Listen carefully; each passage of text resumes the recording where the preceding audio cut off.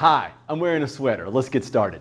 We're going to find the coordinate or coordinates where this parametric equation, easy for me to say, parametric equations has a horizontal tangent line or has a vertical tangent line, and then the light shines through the window and creates this lovely glimmer. So horizontal tangent lines occur where the derivative equals 0. Vertical tangent lines occur where the derivative is undefined.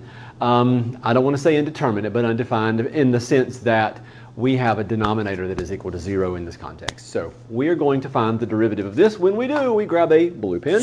Has to be blue. Has to be noisy. There we go. And we're going to find the derivative of the y stuff divided by the derivative of the x stuff. I shouldn't use the word stuff. The y equation, which would be 4t cubed minus 4. And we're going to divide it by the derivative of the x equation, which would be 2t. And that is the derivative of this entire thing. This would be like the derivative of that. So if you were to graph this on a calculator, and I recommend you do actually, I'm not going to do it, but if you graphed it on a calculator, you would see what this looks like. However, I've graphed it and it's only going to graph by default for t values greater than or equal to 0. So you'll need to press window, if you go to parametric and type the equations in, press parametric y equals, type the equations, then if you graphed it, you'll only have the stuff from 0 and forward for t values. Press window, go to some negative t values, adjust it to maybe be negative 2 pi or something like that, and you'll see more of it. There, that was completely free. Now you know. All right, we want a horizontal tangent line. That is going to occur where the derivative equals 0. Okay, well, let's just be real honest. The derivative equals 0 where the numerator but not the denominator equals 0. So there we go. We'll do that. And that gives us t cubed minus 1 equals 0. So t equals 1. And then some imaginary values as well, and we're not going to do that. So t equals 1. By the way, again, I said it briefly, but we're going to do it again. The tangent line is horizontal where the derivative equals 0, which is where the numerator but not the denominator equals 0, because then it would be indeterminate and then the whole thing falls apart. So we're not going to do that.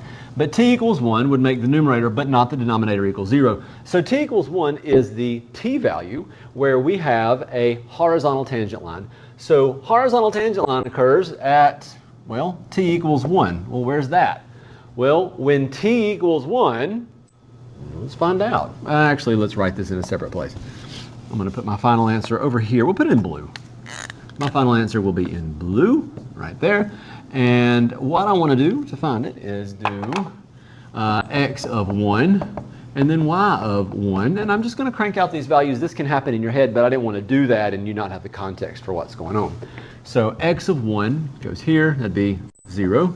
And then y of 1 goes here, and that would be 1 minus 4, so negative 3. So here we go. Final answer for the horizontal part is 0, negative 3. All right, we're going to find where the tangent line is vertical. That is where the denominator, but not the numerator, equals 0. And so we will set this denominator equal to 0, and we get the obvious. So t equals 0. At t equals 0, at the t value of 0, we have a vertical tangent line, and just checking, if t equals 0, it would make the denominator but not the numerator equals 0. Again, we'd have 0 over 0. That's indeterminate. Things get crazy. We're not going to play that game.